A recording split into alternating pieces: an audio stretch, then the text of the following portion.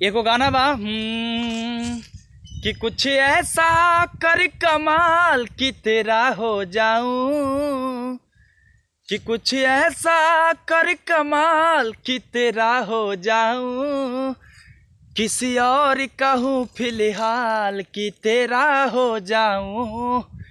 किसी और कहूँ फिलहाल कि तेरा हो जाऊं,